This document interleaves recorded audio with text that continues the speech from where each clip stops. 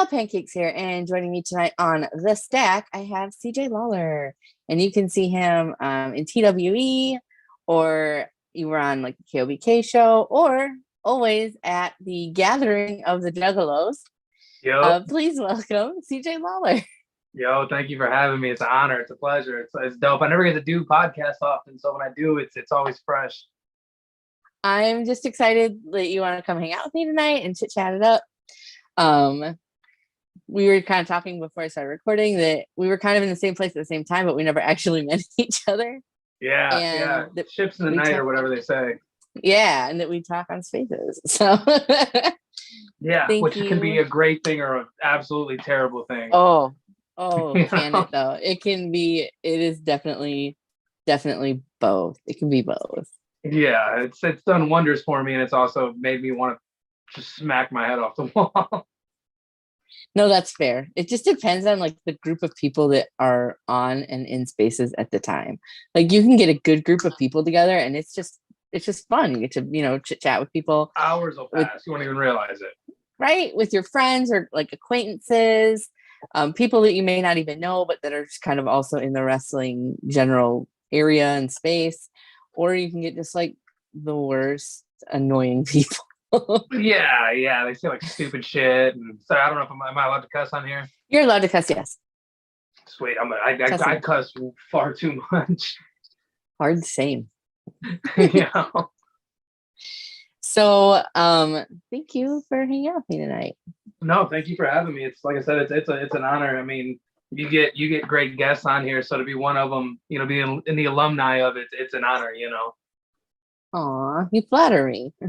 No, for real. No, like for real. I've been wanting to do this for like a hot minute too. So I was like so excited when you hit me up about it. I was like, fuck yeah, like, because it's always dope. You're doing something right when people want to hear whatever bullshit you have to say. You know what I'm saying? You're doing something right. I'm glad that you think that. I like being able to talk with people that maybe don't do like 1,000 podcasts. Like I don't want to talk to somebody that's on like 50,000 podcasts. Like I don't care.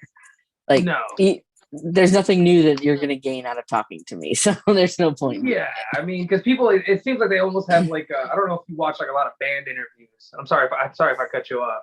Oh no, you're fine. I don't know if you ever watch like a bunch of like interviews of a certain band, but like if you catch them on the same like media run, every interview is the same. And it's like the same thing with wrestling, where it's almost like every podcast is the same, So like if I watch a million, you were talking about Hanson before we started recording. If I watch a million Hanson interviews from the month of April of '98, right? They're all the same. There's nothing different in them. You know what I'm saying? Yeah. And even if you go to '99, the next year, there's still like it's the same shit. I'm not happy that you outed me as a Hanson fan, but that's fine. I'll let it slide. No, it's fine. I'm a juggalo. Trust me. You'll get more respect, I promise you. Well, speaking of Juggalos and the Gathering, I'm gonna just like dive right into that because you like just very recently did the Gathering, and you've done it before, correct? This was my 7th year going. This was my 6th year going as a fan, 7th year in total. I went last year and helped them run the JCW shows. I helped set up the ring, tear down, did whatever they wanted, just out of love. It was a free ticket in, I get a free ticket to watch my favorite band. I can't complain, but so yeah, it was my 7th year in total. I try to go every year, everything Juggalo, I'm there, I've been there, started going to shows when I was 12 years old and I'm 25 years old now. Wow. Like that's a lot. Yeah, I mean, I told my fiance when we left, I was like, last night that was the 35th time I've seen ICP live. That's not even counting all the times I met him and all the other shit that goes with it. Like 35 times in just a handful of years. That's crazy. So the Gathering, like, what is some of the craziest stuff that you've seen at the Gathering? Oh, I saw I've seen it all from like back in the day, like when I first started going, it was at a place, not to be long-winded, but when You're I first fine. started going, it was at a place called Cave and Rock. Hog Rock was the name of the place, I guess. And they didn't have no cops on the grounds. The security was incredibly lax, so you would see people just using whatever substance right in front of you, selling whatever substance right in front of you. Um, you would see like fights break out because it didn't bring in like the good crowd; it brought in the bad crowd because word got around over the 7 years that they were at that location. It was like 7 or 8 years they were at Hog Rock, and word got around after a few years that you could just do whatever at this festival. And as long as it wasn't, heinous acts, you could just get away with whatever you wanted to do. And so like you would see like people like shooting up drugs and stuff, like just terrible stuff like that back in the day when it wasn't a great place to wasn't like the best festival to go to. But I mean, I seen crazy, horrible stuff, and I've seen great, amazing things. Like I've seen stuff like people just using whatever, and I've the horrible things like that. And I've seen great things like somebody robbing a bunch of people and them just destroying the guy's car. I seen it happen to where everybody was just destroying his car. They were throwing rocks at it. They were pelting it with shit. They were just ripping the hood off, ripping the doors off, breaking the windows off. Eventually, there's video of it on YouTube. They like roll the car. Another guy takes a Jeep and he drove over it on his Jeep, and he rolled his Jeep, and everybody helped the guy get back up because this guy had stolen a bunch of people's stuff, like at least like 50 people's. Like he went and ransacked their tents, their RVs, all that shit. And so all these kids got together and they just destroyed all his shit. They kicked his ass, destroyed all his shit. Cause like, I guess like even before the gathering, he had robbed some other Juggalo kids in his town. So I guess he just had it coming, and he was just doing all this. The kid was on Hardcore Pawn, the show from like 2011, 2012. He was on Hardcore Pawn selling stolen shit. Like, and then he came to the gathering and did that, and just shit like that. I mean, after you go to so many, you can only really rank things like on the crazy scale by that. Because like I see crazy shit. Like just like we were there last weekend, and so last weekend, last weekend I saw a guy take raw squid out of a pickle jar and just threw it at one of his buddies and was like, yeah, I got you. And it was like, what the fuck? That's so random. Yeah, like, and it's much better now than it was 10 years ago. Like, it's, there's a security presence.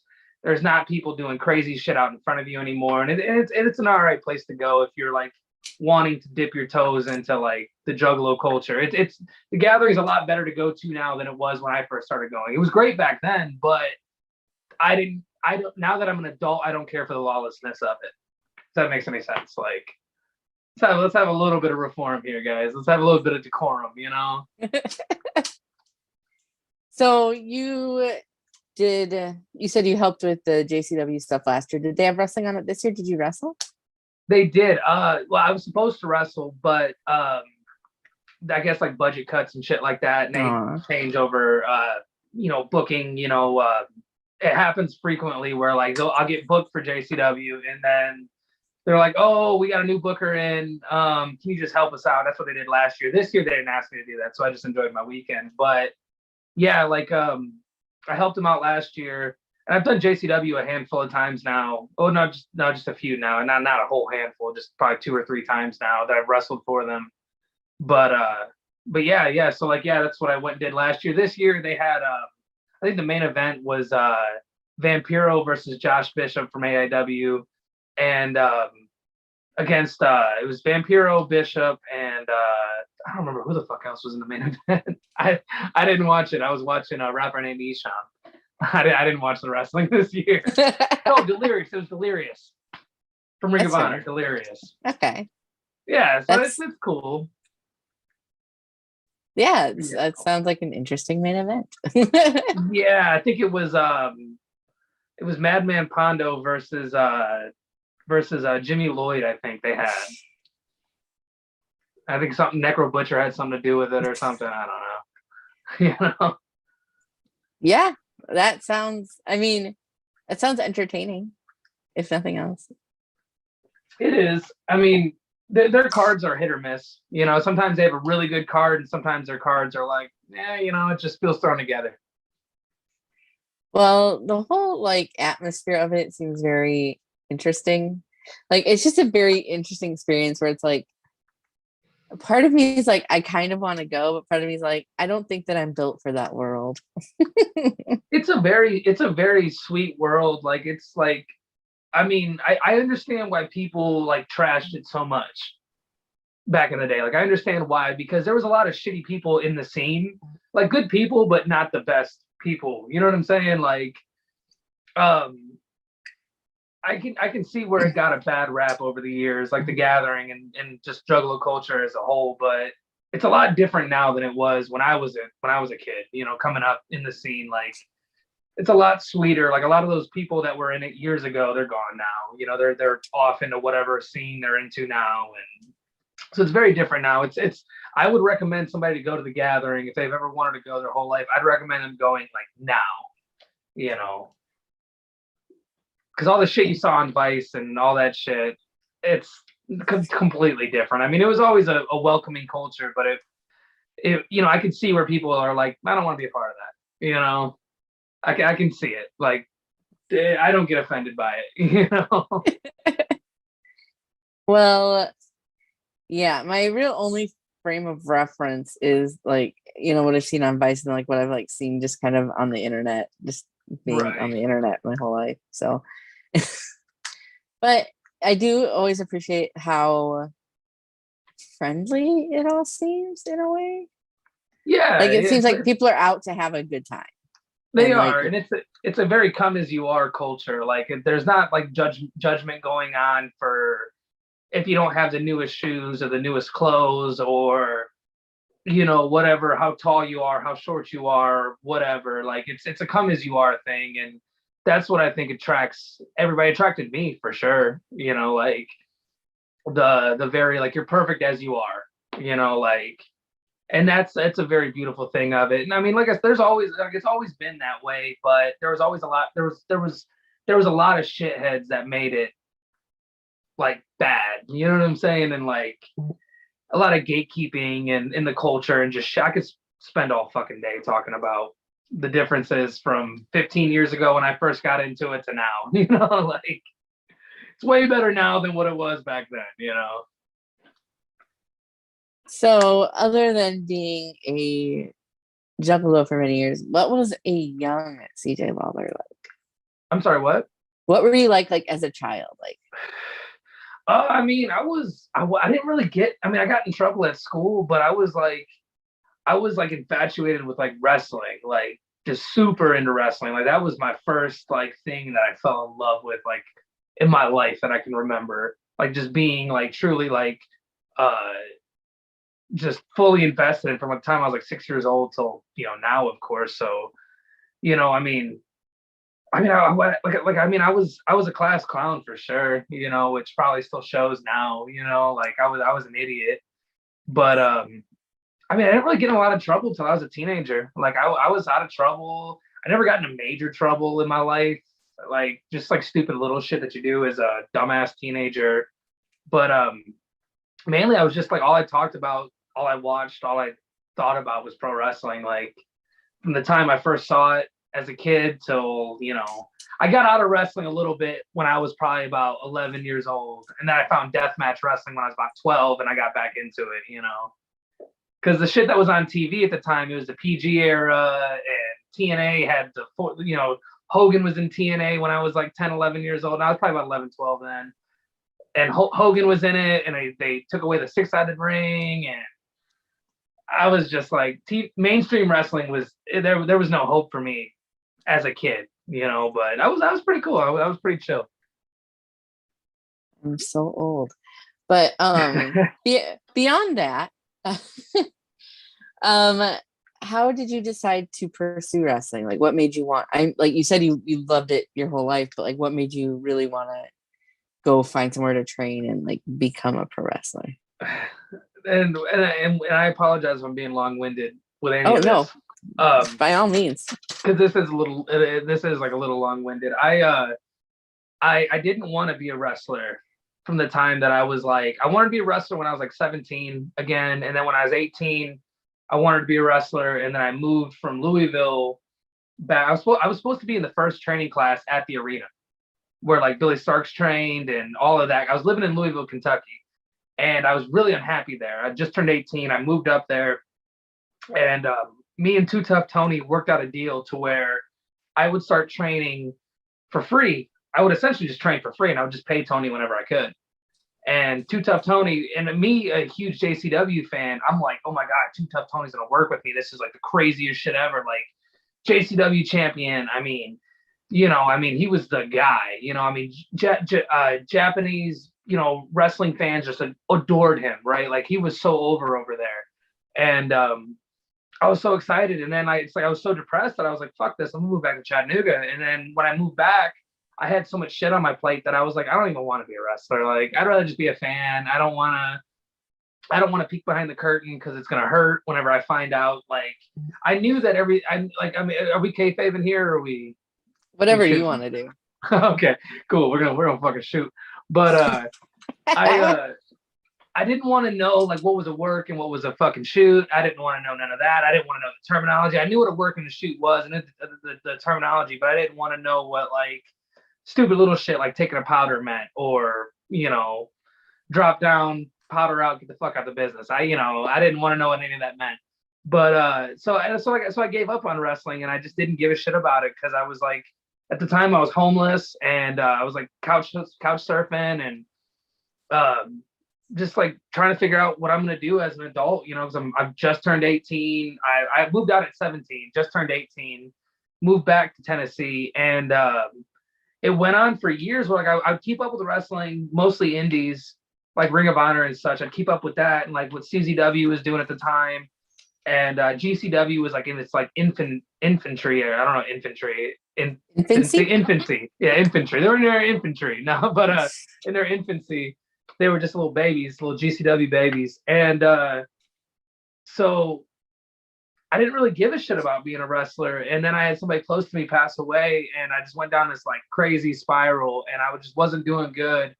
And funny how like everything comes full circle. The kid that I went to all the Juggalo shows with when I was a kid, a teenager,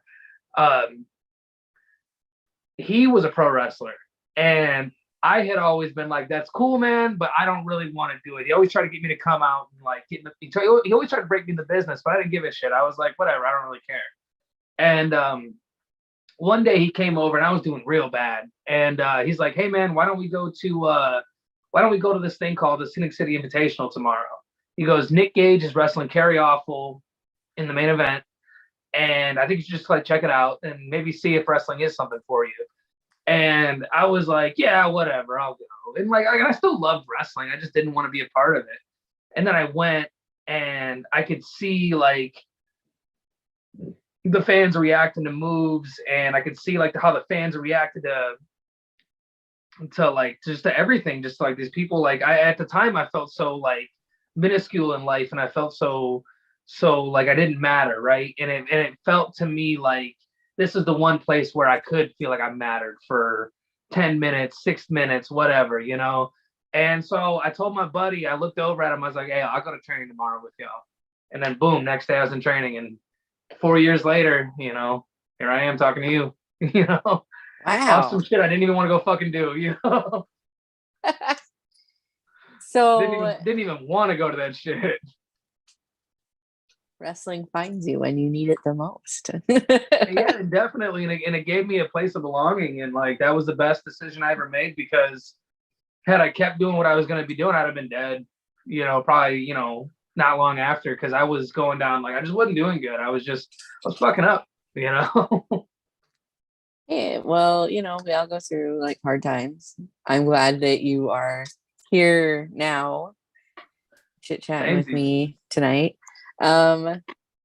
Like, it's a very interesting story that the Scenic City Invitational brought you into wrestling to some extent. I was at training the next day, Well, I mean, that's so awesome. And to what you were saying, I guess I absolutely feel that even within myself. Like, I don't wrestle. Not anything I would ever contemplate doing. I'm way too non-athletic for any of that. But like, I started going to like my local stuff like 10 years ago, and now it's like consumed my entire life, which I'm not mad at. But And now you're in the business. Blink and you fucking miss it. It was like one day I was at a show and our local guy was like, "Hey, we don't have anybody to work door tonight. Do you want to work door?" And I was like, "Sure."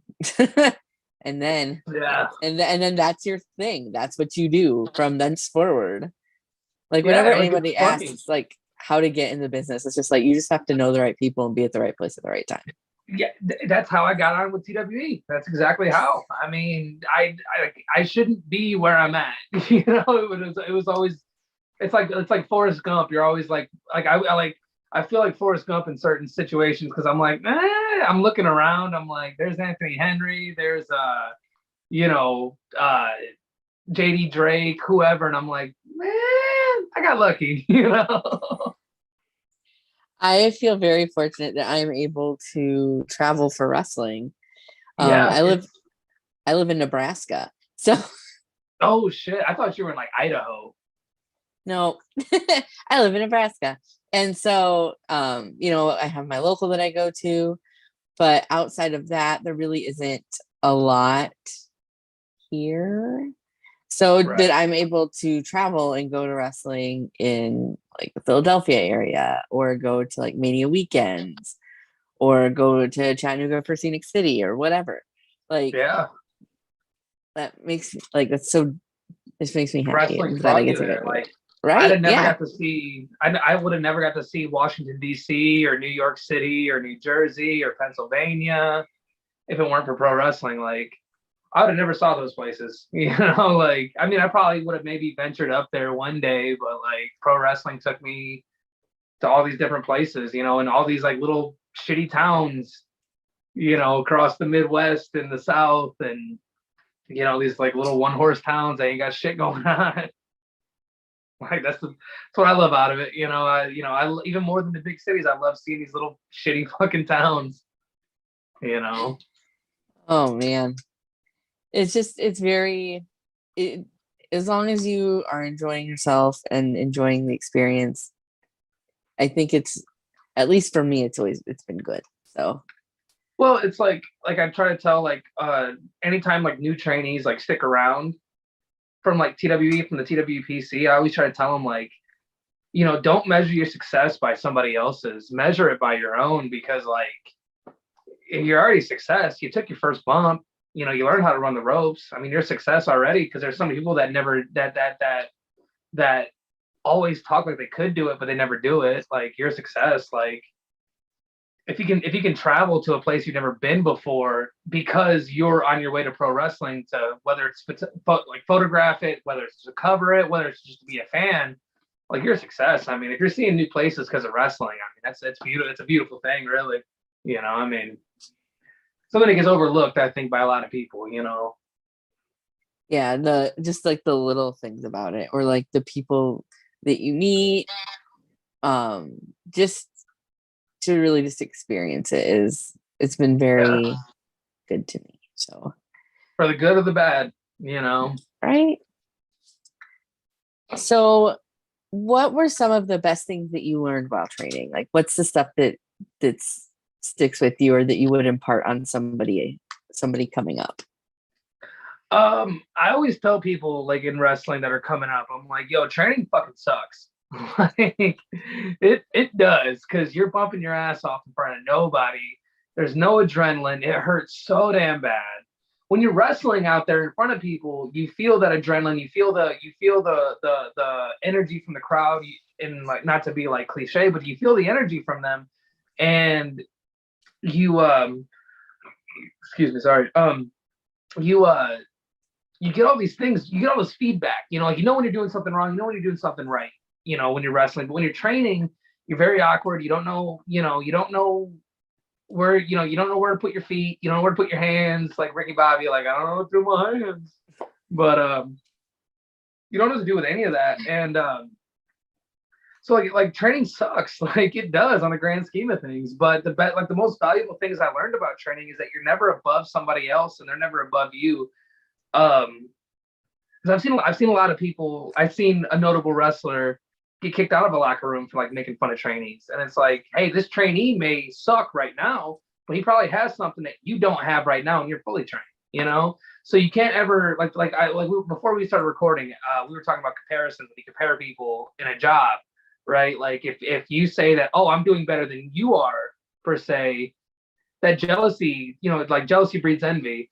So like comparisons will kill all, and like my advice would be like don't compare yourself to somebody else when you're training and you're just learning, because you're starting out and you're learning, and they did too, and there's still shit that they didn't learn. And that was like one of the biggest lessons I learned from training. That, and like, I mean, just like, I guess I don't know if it's called grit, but like just essentially like believing in yourself and not giving up. Like, yeah, you may suck today, but over time you're not gonna fucking suck. You just keep at it, and you keep mouth shut, ears open.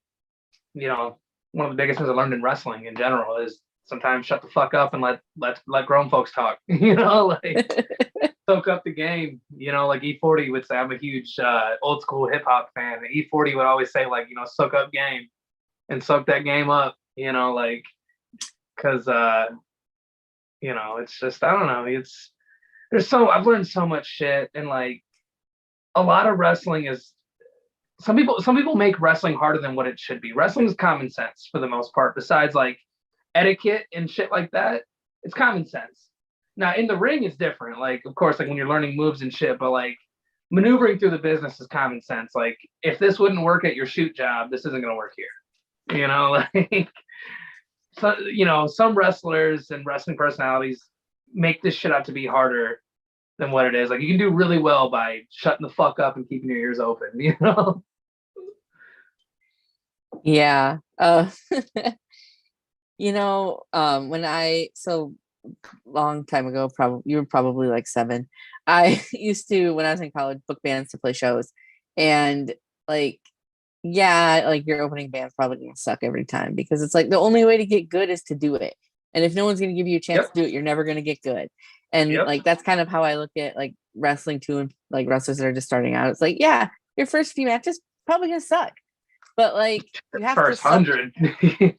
Like you have to suck before you can be good. Like you can't get good unless you try. So I still fucking suck. I'm a master of the 6-minute match. You know what I'm saying? Like I can't do no 15-minute match. I'm a really good 6 to 8 minute guy. Like, I don't care. And that's another thing too, is that like while we're at it, like a lot of like sometimes you have to know your role. You know what I'm saying? Like you have to know like so I know that I'm a really good 6 to 8 minute match guy. I'm not going for work rate matches. I'm going for old school psychology based ish. I'm not really that great at psychology, but you have to go for what you're good for, and you have to use your strengths. Is like throw them weaknesses, like work on the weaknesses, but showcase your strengths, and know your role. Like, because not everybody gets to be John Cena. Sometimes you have to be spark plug Bob Holly. Like hardcore Holly didn't always get to be a badass. He wasn't always a bad motherfucker. Like he was Mr. Race Car Driver for a long time. And like that's the thing that we're like, I think a lot of young talents coming in. And of course, I'm a young talent myself, but when I see a lot of younger talents coming in, they want to be like Kenny Omega and like fucking the Young Bucks and shit. And it's like, nah, you gotta walk before you can run, brother. Like, know your fucking role and fucking always work on it to get a new role. Yeah, well, and it's like everyone plays a part in the show. You can't have everyone can't have 15-minute matches. Like you need those, those shorter 6 to 8 minute, matches. You need different things to keep people interested. So yeah, you definitely do. I mean, I've spent, my first 2 years in wrestling, they had me doing like 15-minute matches because I didn't always train at TWE. I got to TWE really late, not really late in my career, but I'd already been in wrestling 2 years by the time I ever even met Jaden. And Like they used to have me in like, 12 to 14 and, 14 to 16-minute matches. And I could never like figure out how to work that long. And then like I met Jaden and Jaden was like, yeah, no, we'll give you 6 minutes. And that was where I came into my own as a pro wrestler, like doing the 15-minute matches, I was like, I don't know what the hell to do. Like you can only do so much shit. Like, and I was, fresh off of training. My first match was a 12-minute match.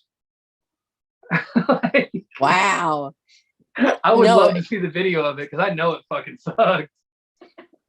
Most people's first matches are like, so you're gonna be in a rumble, Yeah, or a scramble. yeah. My first match was in Dalton, Georgia. It was in Dalton, Georgia, in an old like tobacco silo, and it was like March, so it was still cold out. So it was like 40 degrees in this like little fucking tobacco silo, and it was the worst. I felt so bad for people that paid their money to see that match. I would love to see that match. Also, 40 degrees is not cold. 40 degrees is fine. 40 degrees is like a hoodie. Yeah, right. I grew up in Chicago, so like I lived in Chicago for my first 11 years of my life. So 40 degrees wasn't cold until I lived out here for a few years, and then you get acclimated, and you're like, man, fucking 40 degrees. I'm staying in bed, 40 degrees here, like in March, people be wearing shorts, like. Oh yeah, like because I remember when I was a kid, I used to get all excited for March because I'm like, oh, it's gonna get warm out, and it's only like 38 degrees, 39 degrees. I'm like, this is sick. But the sun is shining, and there's not snow on. Well, there's not snow blowing, so it's fine. Yeah, you can't complain. Who has had the most influence on you both in and out of wrestling? Oh my god. Fuck. This is gonna sound super corny, but I would say Violent J from the Insane Clown Posse. I'm not gonna lie to you. It sounds incredibly corny as I wear a Hatchet Man jersey. Violent J, when I was a kid, right? So like I never really had like the best I never really had the best relationship with my family growing up. I grew up like you just like we talked about shit, but like we didn't really. It was a really old. I grew up with like a pretty like progressive, but very also in the same sense, in the same breath, very old school like mother and father, right? Like my dad never cried in front of me. My mom was very just old school, and so like a lot of times I'd have questions and there would be nobody to answer them but like ICP, so specifically Violent J, because Shaggy was always like the funny guy. He's the other clown, the sad looking clown. The happy one's Violent J, and Violent J always if you looked deeper than like the main songs that you would hear from ICP, like Chicken Hunt or Hocus Pocus, and like even like I don't know, you probably heard Miracles, right? Yeah, everybody's heard Miracles. But if you listen to what he's saying in Miracles, he's saying like there's all this beautiful shit in life, and if you blink, you'll miss it. And that's what the whole song's about. But it was just that one line where Shaggy's like, fucking magnets, how do they work? I don't know, and it, like the whole song got shitted on and like made fun of by the mainstream media because it was these two fucking assholes singing it. But anyways, I digress. Violent J always had the most to this day. He's the person like whenever like I need like just I don't like whenever like I really just need to hear what I need to hear, I always like throw on a song by Violent J called Simple and Blunt. And and he has this other song called Shiny Diamonds where he says like, you might discover your niche, but look, you ain't a bitch. All this just days after you was gonna quit. Like in the sense of like you might find a reason to stick around, whether it be in life or your job or your hobby or your side hustle, your side profession. Like you might discover like, oh, I am the shit at this, and you were about to quit, and like So yeah, like Violent J is the person I look up to the most in my life. Because like I said, when I was a kid, my parents never had the answers, but this fucking guy painted up like a clown, throwing pop on the crowd. He has the answers. That is my. I hate to use the word idol or hero, but that is my hero and idol. Definitely, 100%. That's sweet and touching. Such a sidebar. So I'm such a Violent J mark that last year at the gathering, they announced that they were going to stop touring, and ICP tours about twice a year. When I was homeless before I ever got into wrestling, I used to just work a job, save up the money, and I would go follow the tour. And so like in 2016, I saw ICP like 7 times that summer. Like I saw him so many times, and it's just what we did back then. And Violent J announced that he had heart failure at the gathering last year. And when I tell you I fucking cried, I cried my fucking eyes out. I will say in front of anybody, I don't give a shit. Because like all this thing that I just like I've been listening to ICP since I was like 7, which is crazy. It's such a crazy statement. But I've been listening to him my entire life. It's been my outlet, ICP and wrestling. And I fucking cried my eyes out. I was fucked up about it for weeks after I got home. You know what I'm saying? Aww. As if like my actual family member, somebody close to me that I knew all these years, this guy, I mean, I've met Violent J a million fucking times over, but it affected me. It hurt me so much that it was the first time my fiance ever saw me cry, like, I love it that much. I love it that much, I will never shit on anybody for having feelings. So no, for sure. Have all the feelings. I'm a feelings gal. I cry for everything. I don't even care what the feeling is. Doesn't matter. I can be sad. I can be happy. I can be excited. I can be mad. Frustration is a big one for me. Anytime is a cry time for me. So. Oh my God. The other night I was watching, South Park did the 25th anniversary concert, right? In Denver at the Red Rocks. And they brought out Rush, and Matt Stone from South Park had no idea. And like, he was just like freaking out that he was going to play on stage with Rush. And I'm like over there crying and shit. I cry a lot. Hell yeah, man. Beautiful thing. You should cry. You should always cry. I mean, I'm a crier, so hell yeah. I cried twice at the SCI when I was there. Oh my God, yeah. I cried when Aaron Wade got he won his match, and they let him know, they gave him the poster that he would be in Futures for 2020, I think. We were all standing there watching the match. I'm over there just like streaming tears, just I love Aaron Wade, Aww. I was so happy for him. I'm over there crying my eyes out, Oh, that's cute. Love that boy. I have had him on the stack before, and he was a delight. Oh, he's the best. I love him so much. Anybody that doesn't like Aaron Wade, like, you're out of my circle. Right? Like there's something amiss. Like top 5 human beings of all time. Like, that's Jesus Christ included on the top 5. So what would you say has been your greatest achievement in wrestling so far? And that can be anything that you want it to be, any way you look at it. Not quitting, for sure. Not quitting. This summer has been like the roughest summer I've ever had of my adulthood. So like, I got in a head-on wreck. I lost my car. I still don't have a car. I'm using my fiance's car right now. And there's a lot of times where I just wanted to quit wrestling, and which, I mean, a lot of people probably give me shit for admitting that in an open forum like this, but like, I'll be real, like, my mental health was taxing on me, and I was thinking to myself, like, is this shit really worth it? Like, and there's been other times where I wanted to quit too, where I was in really toxic environments in wrestling coming up before I met Jaden and them, and I wanted to quit.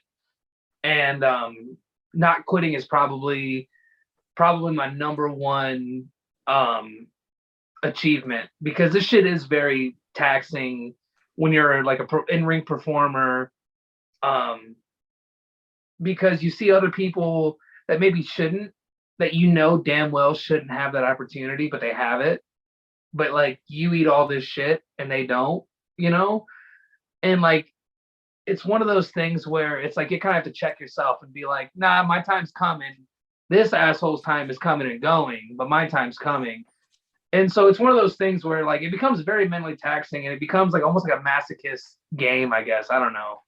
I don't even know if that's the right terminology. I dropped out in the 9th grade. I have an 8th grade education, so I mean, I'm doing my best here. But yeah, I mean that, and like, I'm not trying to continuously talk about like ICP and shit, but wrestling for JCW and wrestling the guy that broke me into the business at my first JCW match, that's like, besides the not quitting shit, that would be like that and that are like number one, where like neck and neck at number one, where like we discovered the culture together. We went, begged our parents to buy the CDs for us together. We went to our first Juggalo shows together. I took him to see Twisted, which was a band that was with ICP at the time. They were like the number 2 Juggalo band. I guess they still are. They fucking suck now, but they were the shit back in the day. And anyways, we went to see Twisted together. I took him to his first ICP show when I was 13, he was 15. And I was 12 and he was 14 at our first Juggalo show. And Madman Pondo booked us to wrestle each other. And it was like such a dream come true, because we would backyard wrestle each other and pretend that we were at JCW backyard wrestling, and then we got to wrestle each other. And that's probably my number one, besides the not quitting shit. That's my number one achievement. I talk about it all the time. You can ask any of the TWE guys. I don't ever shut the fuck up about it, because all my friends got to do all this like really cool shit. And my biggest goal was to always like, a lot of my friends' goals are to get signed or to go to another country to wrestle. My goal was to always just be a character at JCW, and I created my own character. I did the whole 9. I was like, I'm you know what I'm saying? I just really wanted to be a JCW wrestler, like, and to wrestle against the guy who originally trained me and originally broke me in the business. And we both found community as teenagers, as like late, I guess, like tweens into teenagers. That's where we found this community together. And so like that is like my number one, even though me and him, we be beefing sometimes. Like he's my boy, but like he pisses me off and I piss him off. But that's still like my number one crowning achievement in wrestling. I mean, there's a few, but that's probably the biggest one, that not quitting, because anybody watching this that may consider getting into wrestling, you're gonna have a lot of thoughts flooding in your mind of, is this shit for me? Because this shit'll chew you up and spit you out, baby. I hate to break it to you. Like this shit'll fuck you up if you let it. That's with anything though. Yeah. Well, it's good to be honest about it, I guess. Yeah, like I'm not trying to like shit on anything or anybody, but I mean, just to be like, I mean, like I think anybody would tell you, like you see all these wrestlers that leave the Fed, WWE, and like the lead WWE, and like they won't wrestle for like 6 months because they're like, this shit, shoot them up and spit them out. Like fucking, I think Paul London didn't take bookings for like 3 months after he got released. Cause it's like, I mean, when you love it so much, it's, it can destroy you eventually if you let it, Yeah. I don't know. I don't know either. I have it. I'm not in it. I don't do nothing. Shit. No, nothing like that. No, I don't know. I have my opinions on things, and some people agree with them, some people don't. Is what it is. Man, I'm just a platform for you. That's all. That's all this is. I'm just a lonely boy born and raised in South Detroit. Took the midnight train. Did you know that I hate Journey? Yo, you may hate Journey, but like, yo, you know I the hate fucking, Journey. you know the album cover that looks like there's like little spaceships all over Yeah, it? yeah. If you turn the album cover upside down, it's guitars. Okay. So Good to I'll file that away on the I off don't know chance I shit ever see else that. about Journey. I just know that one song. I hate Journey. I hate Journey. Like it But is a known fact that I hate Journey. I talk why? about it all the time. I don't Why? like Steve Perry's voice. Do what? I don't like Steve Perry's voice. It's Yeah, it warbly. is. He sounds like a bird, not like a good bird. It sounds his voice like Journey. If okay, so like if you don't know who Rush is, you don't know who Boston is, you don't know who. I'm wrong. It was Boston with the album cover. I'm totally wrong. It wasn't Okay. Journey. It was Boston. I just realized that. If you take Boston, Journey, Rush, Led Zeppelin, and you don't know nothing about those bands, and you say, "Hey, can you like figure out who sung this song?" You have no fucking clue. Like, I think They that they all sort of sound a little similar, like Yeah, they do all kind of have like a similar like vibe. That was like big like arena rock time, which could not snooze a palooza for Val. Um, if it makes you feel better, I fucking hate AC/DC. that's fair. I'm not a big AC/DC fan either. I All their fucking fucking hate songs sound the AC/DC. same. All Ozzy, their songs sound the same. I can't stand Ozzy Osbourne. Not the biggest fan either. I like Adam Priest's theme song. That's pretty cool. Like Adam Priest. it's my bestie girl. We're like this. I don't even know what his birthday is. I just say that shit because it makes me laugh. I have no idea what this man's birthday is or none of that shit. Well, I mean, that's on you if you want to make Adam Priest your bestie. I do it just because I know it bothers him so much. Like, if Adam Priest has one hater, it's me. If Adam Priest has no haters, it means that I'm dead and I'm not around anymore. Like, I love making that man's life just chaotic. You know, Lord knows I love him, but also I hate him. Adam Priest, great wrestler, just fun to boo. I just enjoy. Like some people, you just need to boo, and he's just kind of one of them. I don't have to tell you. He got to. He's fucking. He just looks like an asshole. He truly does. Like he really does give off like, if you like never encountered him, like big jerk vibes. Yeah, he is. He's such a dick. I don't like him. Man, fuck Adam Priest. When this drops, I'm sending him this clip. Adam Priest, if you're out there watching, fuck you. He's gonna write me. He's like, mine, that ain't cool, man.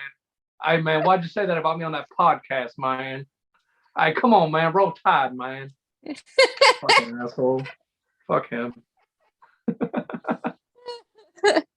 I didn't know we were shooting tonight, but I'm for it. Let's go. Well, fuck, I'm gonna hit him in the head with a bottle when I see him. No, I'm gonna do none of that shit. Adam Priest probably fucking twist me up like a fucking pretzel. I ain't fucking with him. So, if you had an action figure of yourself, and it was one of the action figures that like had like speaking, where you could like hit a button and it would say things, what would you want it to say, and what accessories would it come with? It would say, hey man, can you go to the store, give me another beer, man, give me another 12-pack? And then the accessories would probably be another beer and another 12-pack. Yeah. But it would be like one of those are you into like any pro wrestling figures at all? Kind of.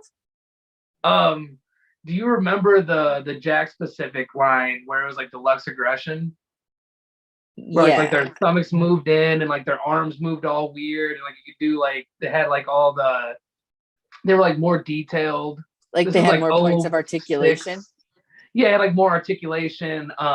Yeah. Because it was a Jack.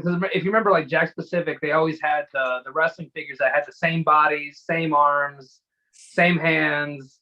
They were all like the same height, and like there was no like individuality in those figures. And like they made like maximum aggression or deluxe aggression, and it would be like a deluxe aggression figure. Maximum Aggression was like the 12-inch figure. It was like the really big one. They only did like 5 lines because nobody wanted to play with these things that are this fucking big. You know, these things are like this fucking tall. They're huge, you know. What are you gonna do with that? When I was a kid, that's what I played with. I would beg my mom to buy me the deluxe aggression figures when I was a kid. My mom would begrudgingly, she'd be like, fine, you know, throw it in the cart. Mad as hell, you know. Aww. What would your figure say? I'm Val Pancakes. How do you like your pancakes? What Waffles, would the what would the waffles are accessories classist. be?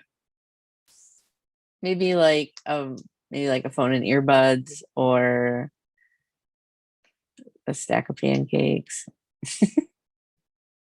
I mean, honestly, it would fucking sell. I'd buy one. I don't know why anybody would. Figure? Yeah, well, he's big and scary and does stuff. I mean, you do shit too. So, like, honestly, we need to get you a fucking figure. I don't think I need a figure, and also, I do not do anywhere near what Cruel does. He's very tall and very scary. I'm calling fucking the Major Wrestling Figure Podcast. We're getting a fucking Major Bendums.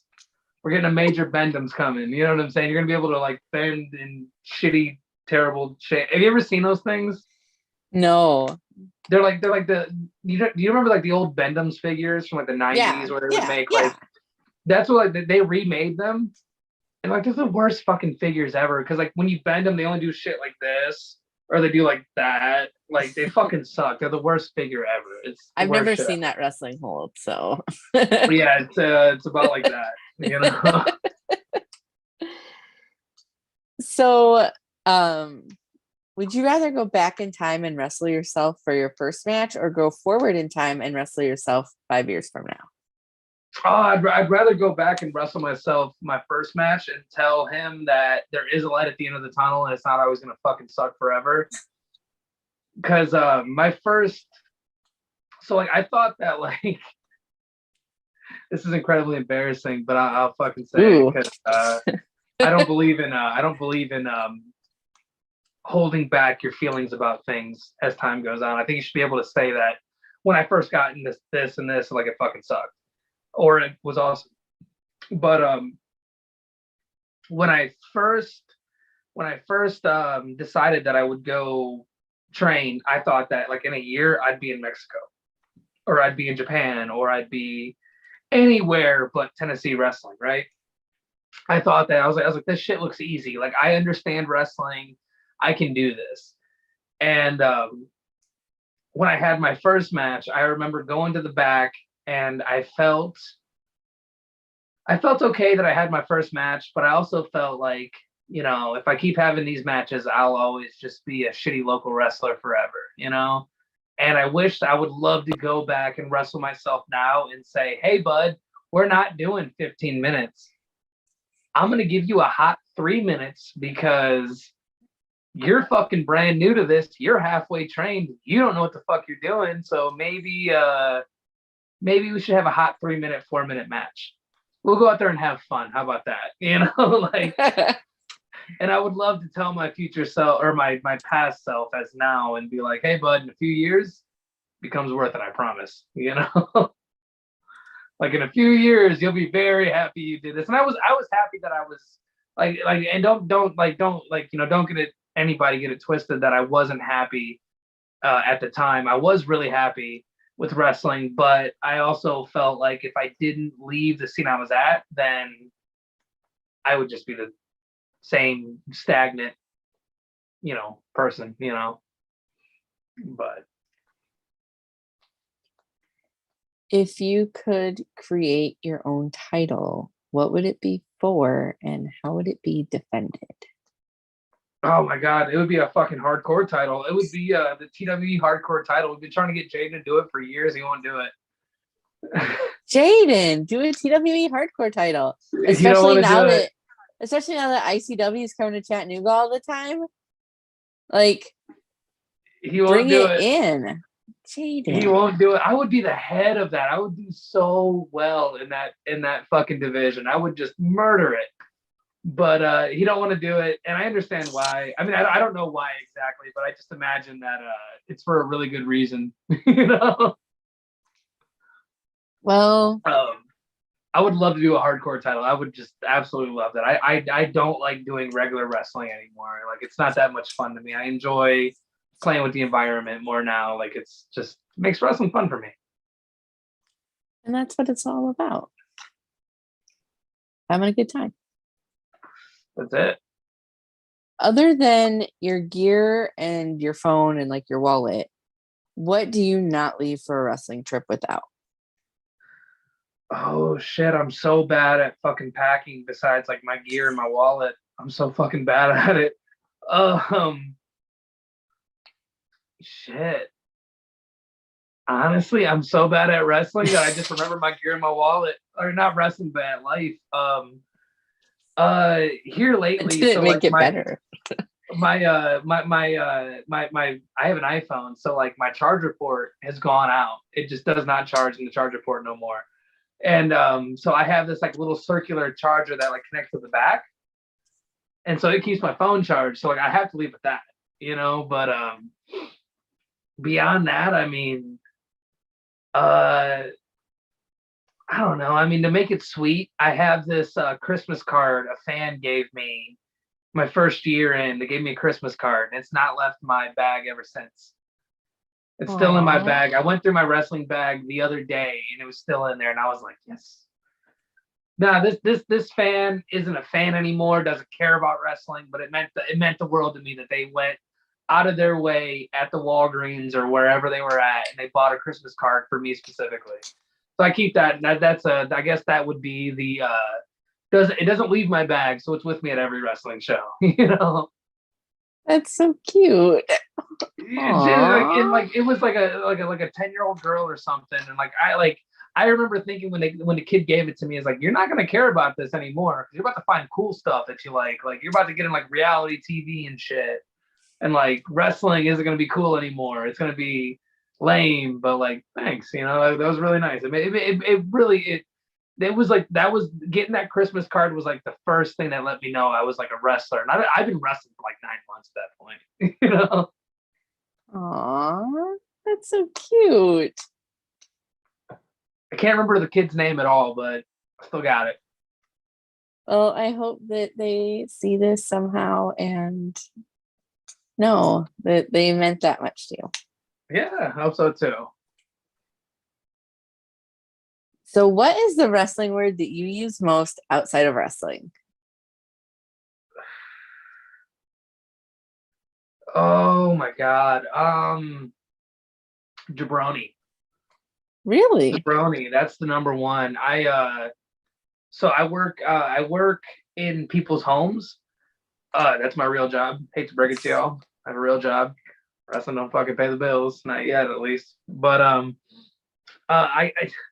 I deal with a lot of shitty homeowners, right? So like a lot of like even right now, like as of today, I called a homeowner Bud, and I was like, hey Bud, you know, this and this and this. And he goes, first off, my name's not Bud. My name is such and such. And I was like, oh, okay. How about not being a fucking asshole? How about that? Yeah, I was like, do you want me to call you dickhead? Because that's what it sounds like. Slow down, asshole, you know? But yeah, like I texted my fiance and I was like, this fucking jabron. Like fucking, you know, it made me so mad. And so yeah, probably jabron is probably because I use jabron and jabroni like more than any other. Like I don't really use a lot of wrestling terms around my few friends that aren't in wrestling because they just don't get it and I don't really feel like explaining it, you know. It's like that's my carny magic, you know. but yeah, like jabroni is like universal because The Rock made it universal. Thank God. We had to have one person do it, you know. Hey, we had to have one person make one word universal, you know. Fucking jabronis. What about you? What do you use?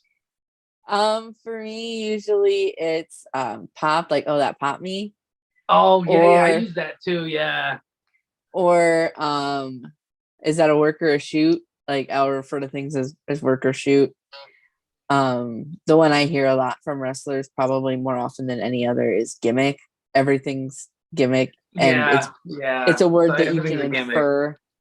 infer the meaning of or what you're referring to by context clues. So Yeah, definitely. I was saying gimmick so much when I first got in the business because I was so proud to be in the business that like I was just picking up any fucking wrestling lingo. Like it, I used to tell people I'd be like, oh, are you a blue eye or a heel?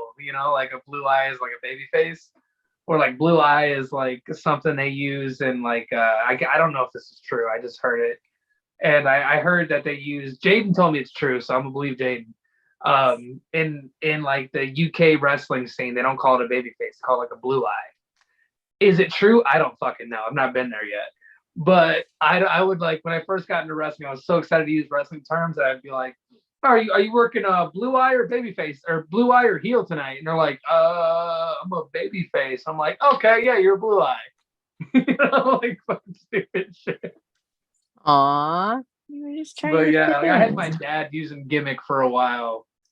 He would call shit a gimmick, and I'm like, okay, dad, dude, calm down.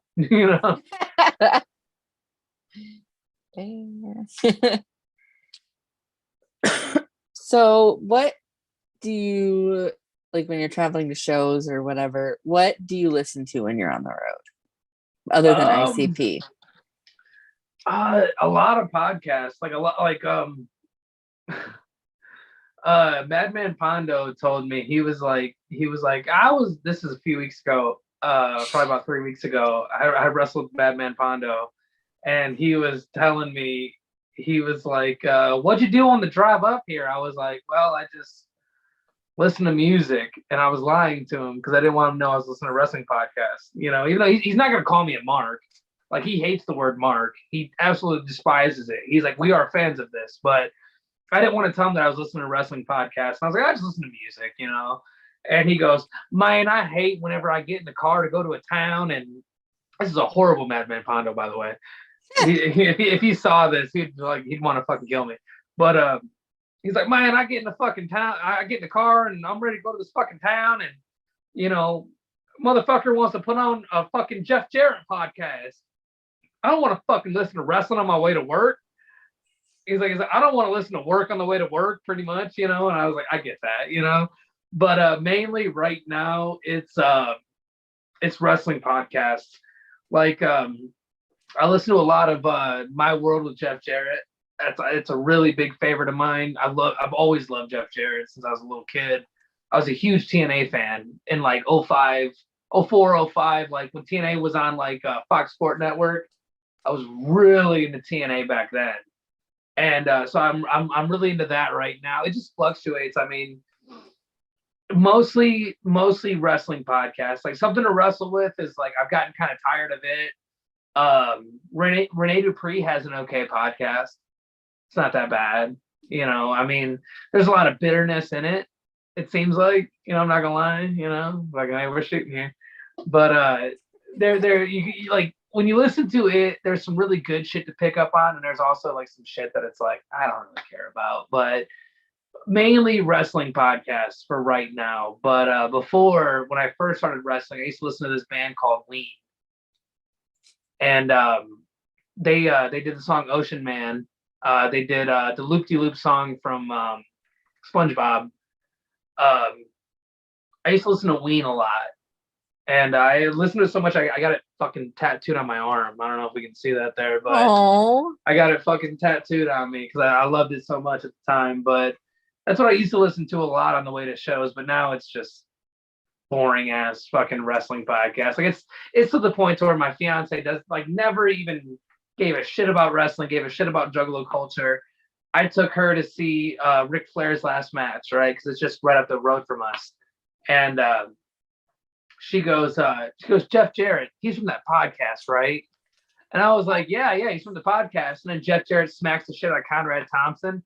And I went, honey, he just smacked Conrad Thompson. She goes, I don't know who that is. I said, he's the one from the podcast. She goes, oh, okay, yeah.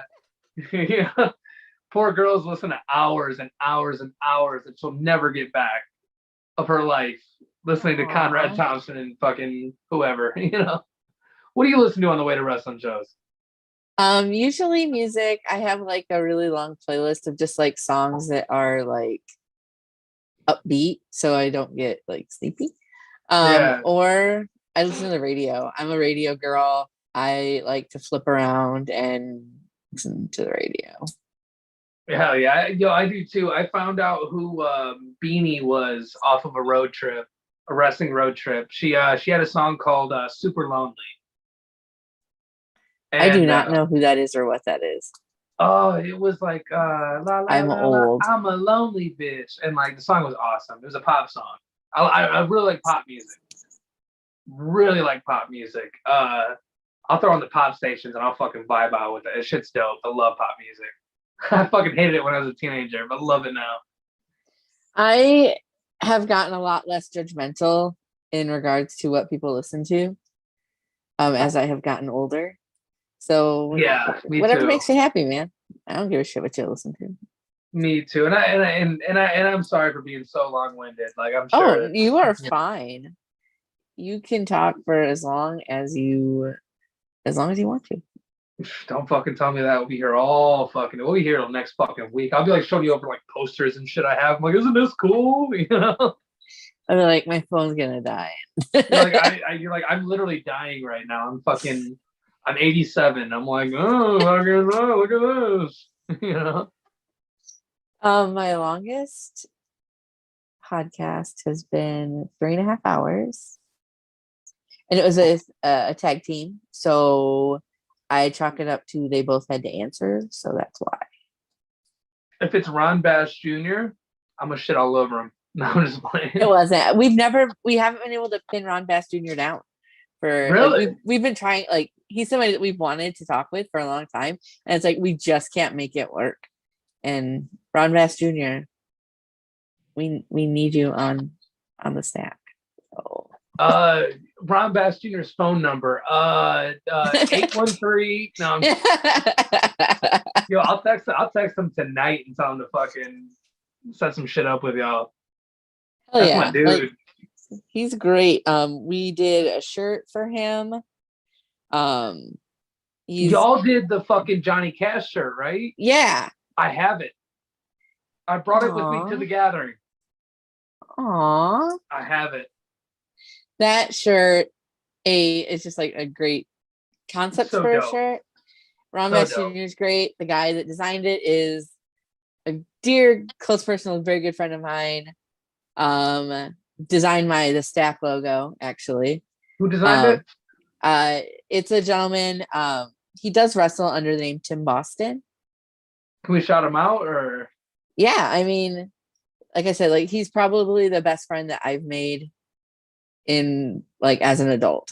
Like yeah, fuck yeah. And I met him through wrestling. So Tim Boston for all your design needs.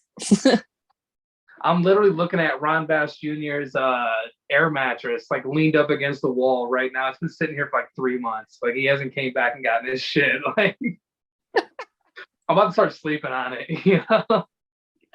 Only if you send him like a seductive photo of you sleeping on it. Like it's cheating on you piece of shit, get off my fucking bed. And you'll be like, come fight me. I love him so much. That's my dude. Aww. The Spaces thing we're talking about, I became friends with him off of Spaces. Isn't that great? Terrorizing that man on Spaces. That was so bad. Man, Spaces really had a moment there for a while. It did. It was so dope. I got on there, right? And I kept like fucking with him on Spaces. And then like eventually like we ran across each other in person and then like, bestie girls ever since. It's my dude. Love that man. I love that people like really have used Spaces to connect and make friends with other people in the industry and maybe talk to people or talk to people in a different way than they might be used to or wouldn't have otherwise. Like I've met a ton of people through Spaces. Like there's a lot of like you, like I would have maybe come across you before or at some other point. But I definitely found you and got to kind of know who you were through spaces.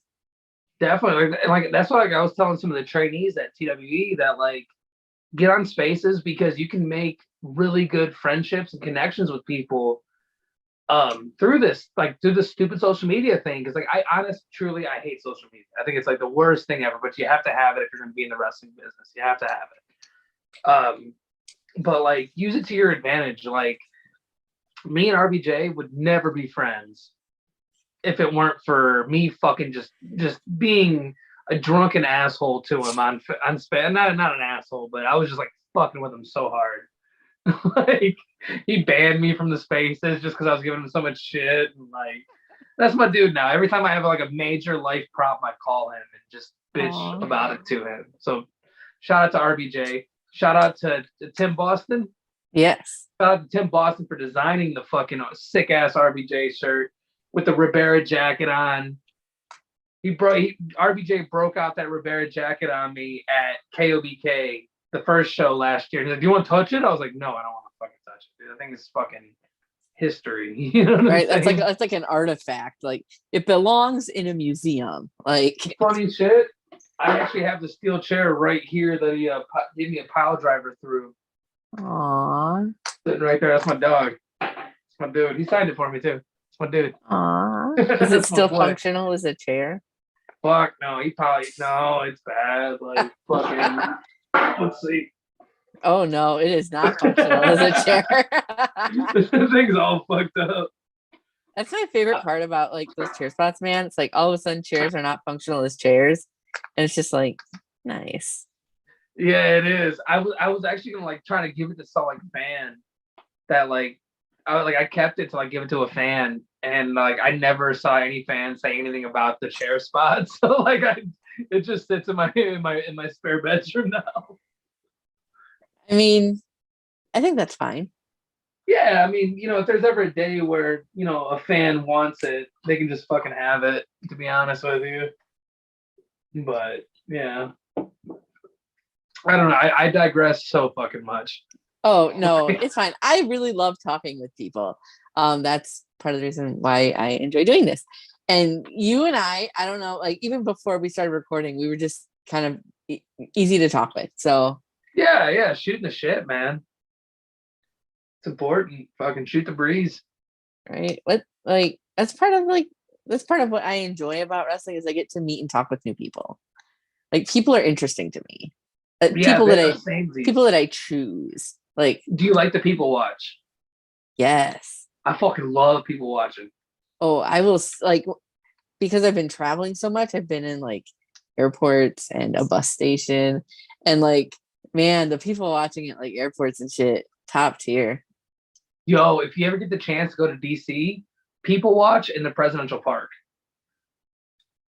It's insane. It's nuts. The shit that goes on right in front of the White House is crazy. It's like Gathering the Juggalos don't have shit on what pops off in front and behind the White House. It gets nuts out there. Dang. Like, see, I want to go to the Gathering. Like, that is like prime people watching. Oh, it's the best people watching. It's the best. Oh, it's the best. Like, because you see the craziest shit. And I'm so innocent and naive and wholesome. Like, it would just blow my mind, I'm sure. It's insane. It's incredible. So when you're on road trips or whatever, I am a snackosaurus rex. I love snacks. Like I went to Buc-ee's for the first time when I went to SCI. Oh my God. I was like beaming. Welcome I was like, to the South. There's a deli case of beef jerky. Excuse me? It's the beef jerky kind of sucks. What is this? I tried 3 different kinds, and one was super good. The other 2 kind of meh. I like the beef jerky is not that good. I really like beef jerky. I was really excited about it. But the one that I had was like one of the ones I had was really good. Huh. The cherry maple something or other. I don't know. That does sound pretty fucking fire. It was really good. I'm not gonna lie to you. I'm like a big I'm sweets all day, and that was like that perfect like sweetness to that. savory meat. Yeah. It worked for me. But also it's like I got a bunch of like I just got a bunch of snacks. Like I had to figure out how I was gonna pack it all to get home. Like I was like, okay, I have to put this and this in my carry-on. I think I can shove this in my checked bag. Like it was like a whole thing. And I didn't want it to get any of it to get like crushed. Yeah, no, like when I'm on it depends on like the road trip. Like if it's like a 4-hour road trip, I'm like bag of chips from the gas station, you know, Red Bull or whatever coffee drink or whatever I want. I mean, pretty simple, but like for like on like long road trips, I don't really bring snacks because like if I'm driving like New York City, I'm stopping along the way and I'm eating good. Like I'm not eating scrubby. Like we're stopping at, you know, whatever chain restaurant we don't have down here. We're stopping at whatever fast food joint we don't have down here. Like, it just depends. Like, for like, you know, 4 or 5 hour trips, it's just, you know, chips. But like 8, 10 hours, 12 hours, that we're getting into fucking prime time eat. You know what I'm saying? No, I love snacks. I like to have road snacks with me just in case like I get like tired or munchy. But like I love stopping at like gas stations that we don't have here and seeing like what stuff that they have, because different regional gas stations have different stuff. And it's like we don't have this here. And it makes me so happy when I discover a new snack. Yeah, definitely. Like they had in Ohio, they had what was it? It was sour cream and onion flaming hot Ruffles. I can't find them down here. Like Yeah, they were I've fucking never seen fire. I those. love that shit. That's not something that I would probably go for, but that's also not something I've ever seen. So I love flaming hot. Flaming hot's my shit. I'm a Weenie Hut Junior. Like, no thank you. Good old like, ocean no, man. Yeah, no, like I don't know. Like I'm a sucker for novelty though. Like I'm a major sucker for novelty. Like when I'm in like Detroit, I love to get like Faygo firework. Cause it's soda pop that tastes like I don't know if you guys call it pop or soda where you're from. I'm a pop person. I call it pop too. I noticed that you called it pop earlier when we were talking about it. You were talking about okay, yeah. You were talking about so like, spraying pop into the audience, and I was like, pop guy. Yeah. I It's not soda. It's not a Coke. It's a fucking pop. All right, we're drinking fucking pop in here. And so I got some fucking Faygo pops and shit. And we stopped at this place called Jungle Gyms on the way home from the gathering. And I don't know if you ever saw Jungle Gyms on TikTok, but is it like a big crazy grocery store? Yes. Yes, I have. Yeah, so we stopped in there and we bought like all this like stupid. I spent like $150 on fucking junk food in there because it was like snacks from like India, Mexico, Japan, just like shit from everywhere. And they had a shit ton of Faygo firework, which tastes like those like red, white, and blue popsicles. Bomb pops. Bomb pops, yeah. Tastes I love those fucking things. I want to try that so bad. It's so good. I have 1 bottle left of it. I bought like 6 bottles. It's so good. I really don't even drink pop like that no more. You know, like I drink beer. You know, like I'm not gonna lie. Like when you drink beer, you really don't really drink pop. You know, like I do every now. I do with like lunch, but like you know. No, you're fine, man. No, I am. So like, there's some gas stations down here that for some reason, some of them have like a whole section of like Eastern European stuff. Huh. That's weird. Yeah. And so it's like you go in and there's like candy from like where are they, like Russia and like countries kind of that used to be part of the Soviet Union. They're their own countries now. And like these manufacturers haven't caught up. It's like, it's crazy. Like, I don't know like why at some of these specific gas stations there's like all of this stuff, but like it's so exciting to like go in and Yeah. pick up like candy from another country. That's like how it used to be like in Chicago when I was a kid. Like we used to get like all kinds of candies from like Mexico and shit.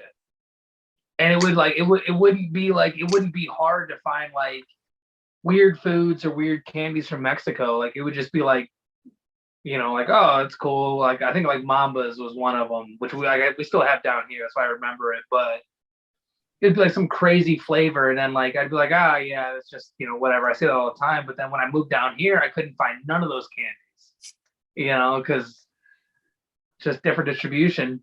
It's fucking sucks. I was so excited when I went to Chattanooga for Scenic City this year.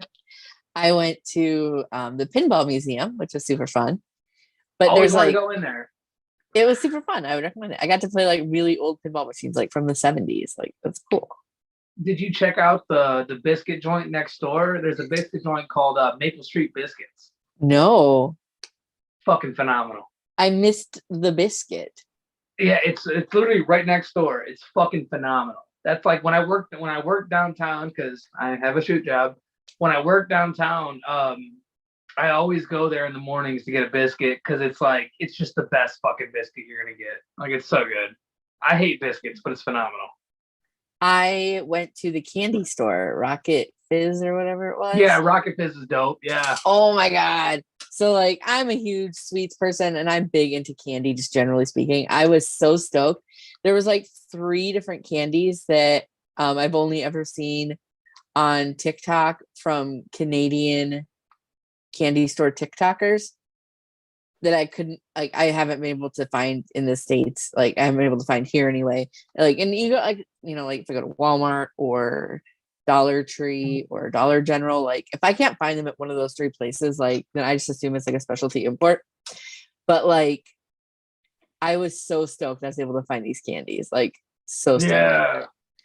I was like This is dope, man. geeking out. It was so much fun. I could have probably spent, if it wasn't hot, I probably would have bought more, because it's like I could only take things that wouldn't melt. Yeah. Yeah. No, Rocket Fizz is dope, man. There's some really cool shit in downtown Chattanooga. Like for me, there's like nothing cool left. Like I'm here. You've been to all the cool stuff. Yeah, like if I came to like whatever, town or city you live in, I'd be like, fucking this place is awesome, but And I'd be like, no. this place sucks.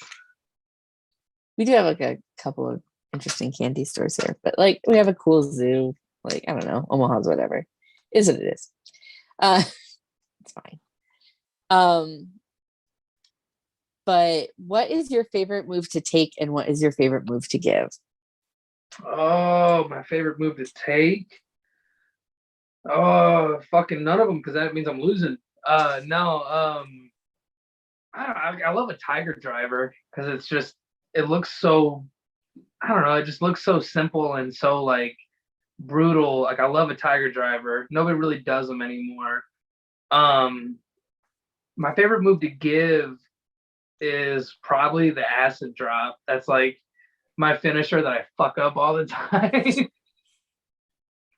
Because like you do it at so many different places, like you try to run like it's for anybody that doesn't know what an acid drop is, it's Spike Dudley's finish, where he runs up the ropes and then twists around and either does like an RKO out of it or like a stunner. I do a stunner out of it, because doing the RKO from that high up fucking sucks. Like it fucking hurts so bad. Like if we're shooting here, I'm gonna be real, this shit fucking hurts. But like I love, like the best feeling ever is when you hit the acid drop and it goes perfectly. Like, because it's a move to where you have to rely on yourself and your opponent to kind of like guide you on. Totally killing kayfabe here, but it's 2022, so who gives a shit? But like when you pull it off perfectly and it looks really good, like the best acid drop I ever pulled off was against Derek Neal. And Derek guided me so perfectly, And when we hit, he just jumped up and just like sold the fuck out of it. Made me look like $1 million. Something that nobody's ever done before or since. Like Derek Neal is like such a fucking brother for that. Like he told me too. He goes, oh man, you do that? I'm gonna make it look fucking great, man. And I was like, oh really? He goes, you just watch, son. I'll show you. And I was like, okay, cool. I was like so scared, I was like so nervous to work Derek Neal because he was like New South champion at the time. He had the big fucking stupid belt, or it's like it's like the belt with it's like this fucking big. It's huge. The human gold. Yeah, the belt's so fucking fresh. It's so dope. It's so big. But like he was the man, and he still is the man. Like I love him to death, but Derek's great. Oh my god, I love him so much. I pester him just to fucking tell me Tracy Smothers stories and tell me stupid wrestling stories that only I would give a shit about like the Evansville Coliseum and shit. But yeah, like I mean, I don't know, like taking a move, like pile drivers are cool, but it depends on who's taking them or like who's giving them. I mean, like I've had people give me pile drivers and it felt perfectly. And then like other times people give them to me and I can just feel my head hit the fucking mat. And it's like, I don't like that. But I wouldn't know, but I would say like doing my finish and it goes perfectly always feels really good. Cause like, even when like it goes like, it looked okay, it still feels way better than when it looked like shit, Yeah. So, every wrestler usually has like at least one good either travel story where it was really funny or something exciting happened or like you almost died, or a wrestling horror story where you get booked on a show and you get to the venue and you look around and go, what the fuck did I sign up for? So like, what is the best one of those types of stories that you can tell me? And if you need to like censor any names to protect people or yourself, you can do that too. Oh my god, I've had a lot of like what the fuck travel stories. I remember the first time that I ever did a show away from where I trained at originally years ago. I got there late, and I got there like 15 minutes after what was supposed to be bell time, and I was late. I was a referee at the time. And so I got there and I was like, oh my God, I'm so sorry that I'm so late. And everybody's like, yeah, it's fine. The ring hasn't even gotten here yet.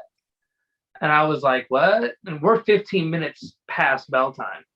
And I was like, well, that's not good. And so we sit there and we sit there and we sit there. And then the ring shows up like an hour and a half later. Everybody already done left. They already left. And at this point, it's just friends and family. And so I go out there, I don't know anything about building a ring or tearing down a ring. I've never done it before. I've only been around rings that are always set up. You know what I'm saying? And so I'm like trying to tighten the ropes up, but I don't know how to. Because like there's like a lot of people would think that like when you go to tighten the ropes up, it's very easy.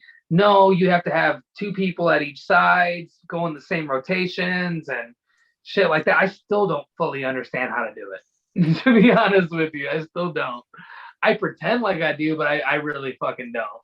I'm too afraid to ask what the fuck I'm doing. But well, so now everybody will know. Do what? Now everybody will know. They will know. They will know, and they should know. They should. This is my way of telling everybody. But anyways, I'm trying to tighten up the rope, and some fan yells out, "You ain't doing it right!" And I was like, "Oh, I'm doing it right. Come help me!" And the fan was just heckling me, and so like the ropes are all shot. They're not tight. I don't know what the fuck I'm doing. And anyways, the main event goes out, and it's a hardcore match. And I watch one guy hit another guy with an aluminum baseball bat. Like, for realsies, hit this dude And then he tossed it after he hit it, and it just dinged off through this empty gymnasium. And nobody popped for it. Nobody made a sound. Nobody did anything. And I remember sitting up watching that and going, oh my God, what have I gotten myself into? And what I got myself into was independent wrestling. That's what I got myself into. Oh no. That sounds like not a noise. Not a single noise. Nobody gave a shit that this man just got like hit with a baseball bat. Oh my God. On that note, do you have any hidden talents? No. No. I know how to do flooring, ceramic tile, for instance. I know how to do that. That's probably my only hidden talent. No, like I don't know. Do you know who Pete Youngblood is? Yeah. So Pete can balance all kinds of dumb shit off his chin. Like he can do like chairs and like ladders and like just stupid shit, right? He can bounce it all on his chin. It's fucking stupid. It makes me mad because he's so good at things and I'm not. But he has hidden talents. I don't. Like I have fucking none. You know, like I'm not good at card tricks. I'm not good at like none of that. I have fucking none. You know. Nah, that's fair. I bought like 4 guitars to try to learn how to play guitar. I fucking still know how to play guitar. Oh, I am terrible at trying to play instruments. Oh Lord, I'm bad. I love music, but I can't play a thing to save my fucking life. No, I can't even play the fucking radio. Like it's just no good. Lord knows I tried and terrible. No, just fucking terrible. It's the fucking worst. I can't do nothing with instruments or balancing shit. I can't. I fucking suck. I can't draw. I can't write. Like I'm not good at anything. That's not true at all. You're great like at talking to people. That's because that's the only thing that I'm good at is talking to people. Right, same. Like I can like hold a conversation, you know, like, but right, I can be polite and interested. yeah, like I fucking, you know, I'm not good at shit. To be honest, I'm okay at wrestling, you know. Aw. What if you could go back in time, what would you tell a 10-year-old version of yourself?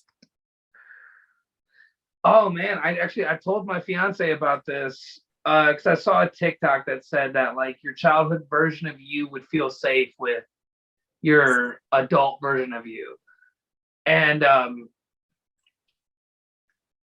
if I could tell my 10-year-old self anything, I would tell my 10-year-old self that you were correct about what you thought I'd be doing, but you were wrong with thinking I'd have a fucking contract. I ain't got one of them.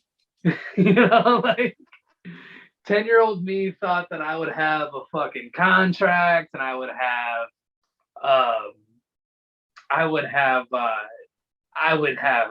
money and I would be carefree in the world. I would tell my 10-year-old self that I appreciate where you thought we were going, but we didn't make it there yet. You know? I appreciate your optimism, but we're still working. But no, like I would probably tell my 10-year-old self, like, hey, we did everything you wanted to do and then some, and also we're having fun. And I would tell my 10-year-old self that no matter what your dream is, as long as it's not to be like the president or the astronaut or an astronaut and go into space, you're fucking good to go. Because I never really thought that. I mean, like I knew, like at 10 years old, I knew I'd be a wrestler. I knew that. Like I knew I'd be a pro wrestler. I knew that I would have friendships with like past WWE wrestlers and interactions with these guys. Like 10-year-old me thought that I would be best friends with John Cena. 10-year-old me did not know that I would be friends with Duke the Dumpster Josie. They would have no fucking clue about that. You know what I'm saying? They'd be like, Duke the Dumpster? And I'm like, you know, like, it's pretty fucking cool, right? And you're like, it's no John Cena. You know, but because like when I was a kid, I thought that I would be best friends with like Randy Orton and fucking Cena and here I am, like, I love Duke the Dumpster, you know, like, just where life goes, man. Like, that's what I tell myself, like, you know, fucking, you know, I think at the end of the day, I made 10-year-old me happy, you know, like, because I knew I'd be a wrestler. I knew that, but I didn't know that it would be all that it's been. I didn't know that. News to me. So just a couple more kind of easy breezy fun questions, and then I will not make you talk to me anymore. So no, you're fine. We can do this shit. We can go fucking however long you want. I give a fuck. We got number time. I appreciate that. I'm a chatty person. That's why I do this. And like sometimes sometimes the conversation just comes easy. Yeah, definitely. Yeah, like I know I'm not the best person to talk to. I go on a lot of tangents, you know what I'm saying? A lot of fucking different sidebars and shit, you know. I can follow So you. I hope fine. this has been easy for you. I hope it's been really easy. I would rather have somebody that is talkative and goes on tangents and is having fun with it than someone I have to like beat an answer out of, or that gives me just like brief, like one word, like, okay, moving on, I guess. Like, what do you think about wrestling? Good. I think it's good. And that's it. You know? Right. And it's like, okay. Me too, asshole. You know, as you're like, look at your script, you know, you're like fucking asshole, you know? To be like, I guess maybe I consider myself lucky, probably because I mostly am able to pick who I want to talk with. But also, like, sometimes I like Christopher will tell me, like, hey, you should talk to this person. I'm like, oh, okay. But like, luckily, I haven't had anybody be like a total dick to me. Yeah. Most people have been really nice. I've been really fortunate to be able to talk to a lot of people I want to talk to. Like, and so now it's kind of like, throughout doing this, I've been doing it for about maybe a year and a half-ish. Yeah, right. I'm very fortunate that I've been able to talk to a bunch of really cool people. And I decided that I really like talking with people like you, that are people that maybe haven't done like a whole bunch of podcasts, or that maybe don't have like the name recognition that some other people do, but those are the people that are more fun for me to talk with anyway. So for sure, yeah. Like this is my second podcast. I've only done one other. Nice. The first one around didn't really go that well, so this is my first podcast. You know, like you had like your training wheels podcast. Like this is like your first like full bite. They asked me like, what do you like on the road? And I'm like, I drive to the fucking town. I get there and I leave. Like I don't. This isn't the 80s, baby. Like we're fucking, you know, like nobody's I'm not like filing out, throwing beer cans out the window. I'm driving to town. I'm going home. You know, like maybe I'll stop for a snack. Like yeah, like I mean, how far is the drive? You know, if it's 4 hours, I'll get a bag of Doritos. If it's 8 hours, we're eating good. You know, I love stopping at like you were kind of talking about this earlier, and I was sidebar. I love being able to eat at places I can't eat here. Like yeah, samesies. That's what makes it fun. The first time I ate at a Jack in the Box, I was like, "You gotta be fucking kidding me! Why do I not have this in Omaha? This is great! I got churros!" Like, and then you have it about 5-6 times, and you're like, "Man, that's really not that good." I've only ever had it the once. Oh, really? We don't have them here, and so it's like if I happen to be on a road trip and I stumble across one, then I'll go. But like, or like Steak and Shake, shut the front door. We don't have those here either. Yeah, we have that everywhere down here. Not for Val. Yeah, no, it's everywhere. Oh my god. Oh, it's so bad. I made Christopher and Jimmy take me to Cookout when I was there for SCI. I was like, going to Cookout. We don't have those here either. I love Chris to death. Chris is awesome. Chris is the best. He's great. He's the one that brought me into all this. He's the one that's like, you should do this. And I'm like, I don't know. And he's like, do it. And I was like, okay. Yeah. And now I'm here. He took over for me doing the fucking the hard cam for Uncharted the night that they had. It was Cruel versus God, who the fuck did Crew wrestle that night?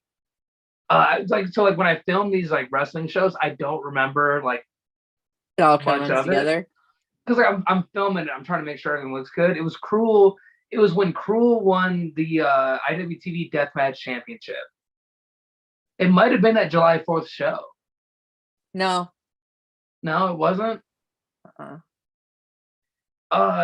Whoever he wrestled that night, I don't remember who the hell it was. Murdoch. It was Murdoch. Yeah. He wrestled Murdoch. That's right. I forget now because like I said, when I film them, I don't get to remember. Like I really don't get to watch the show. But I remember Chris filmed the show for me, so I could like make weapons, and I had to catch Cruel on a dive that night. And no, it wasn't Murdoch. It was Slade. Ooh. It was Slade. Yeah. It was a badass match. Yeah. Yeah, that was badass. Yeah, we had to catch I had to catch Cruel that night, and so Christopher filmed the show for me. So thanks, Christopher. I appreciate you. He's great. He brought me into this whole little world. He's how, brought me into knowing like what wrestling in the South is like and Southeast. And I kind of knew from watching IWTV and stuff, but like really it's because he brought me into this stuff that I am so familiar with the Southeast and why I love it so much. Like I love y'all down there. Yeah, like, no, it's awesome down here. And it used to suck down here. You know? It wasn't really always great down here.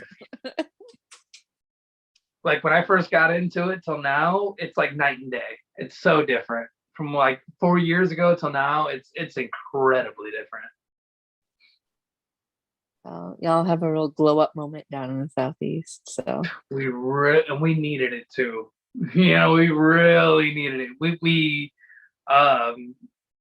Jaden might get mad at me for saying this, and some of the other TWE people.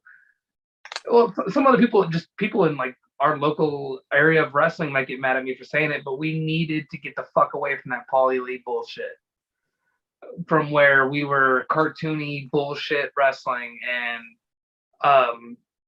like I said, people might get mad at me about it. Fucking get the fuck over it. But it's just the truth. We need to get the fuck away from it because we were looked at as Southern stupid cartoony bullshit wrestling, and that's why GCW came down here and did Wombat, because they came down to Tullahoma and they treated Tennessee wrestling as this fucking stupid novelty fucking item, and that's not what it was. But thankfully we're far away from that, because at the time Wombat was cool. It was cool that GCW came down and do it, but in reality it just kind of made us look fucking dumb, made us look fucking like shit. I don't know, maybe I'm shooting a little too hard here, but that's how I felt about it.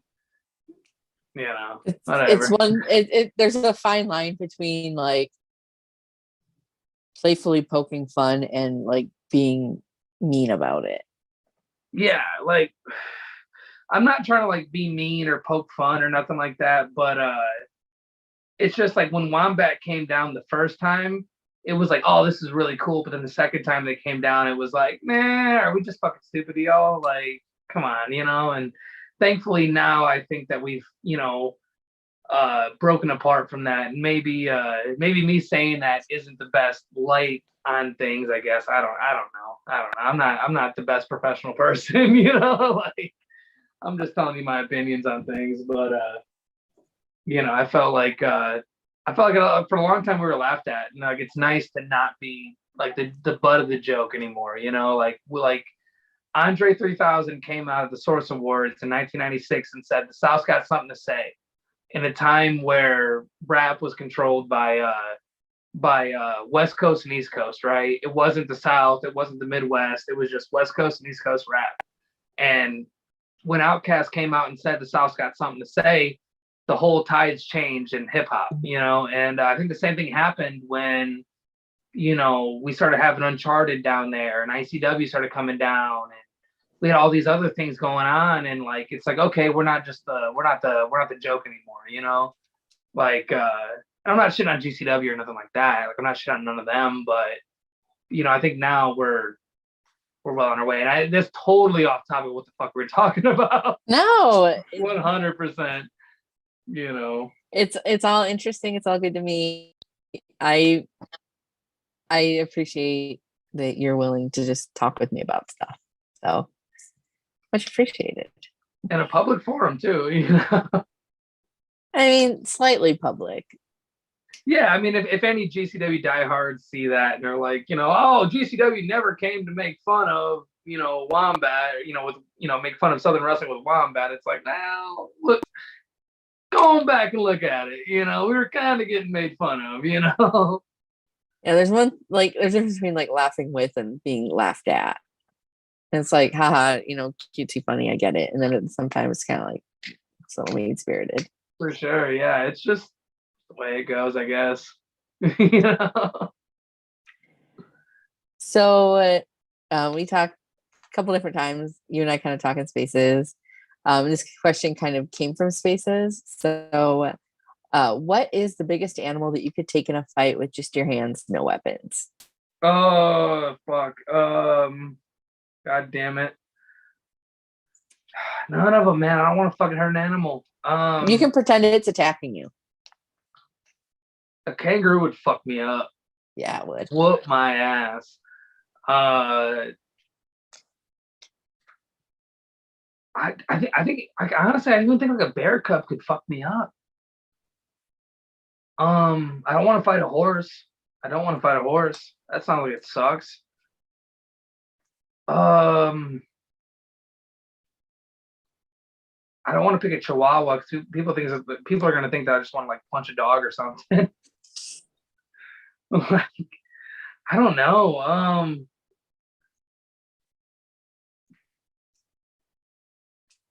don't know. A dodo. I think I'd probably fuck up a dodo. It'd be pretty easy. Obscure choice. Yeah, like give me something that's already gone. You know, like just dead and gone, ain't coming back. Like give me one of them. You know, like we'll see what happens. We'll see what shakes out in my favor. But I don't know. Yeah, not a kangaroo. Kangaroo would fuck me up. Yeah, no. Someone said kangaroo, and I was like, I don't think you understand how strong kangaroos are. But I'd probably get one good punch in on them, but I'd probably be like shaking in my fucking boots. I'd be so fucking scared. Like, I'm afraid of like fucking peacocks, you know? Like, a peacock will fuck you up. Yeah. They'll fucking scratch you and shit. Like, nah, I ain't fucking with a peacock. They got beaks. So how do you take your pancakes? Like, what do you like, on them and in them?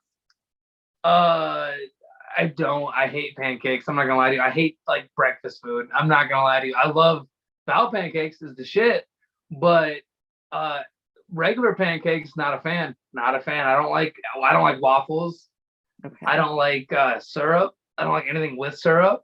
I don't know. I don't like breakfast food. I'm not gonna lie to you. I'm sorry. But if I did like pancakes, I'd probably have them with some like whipped cream on the top with chocolate chips and some cinnamon. Gotta have cinnamon on there. You know what I'm saying? That's probably me. You know, I don't go to Waffle House. I don't like Waffle House.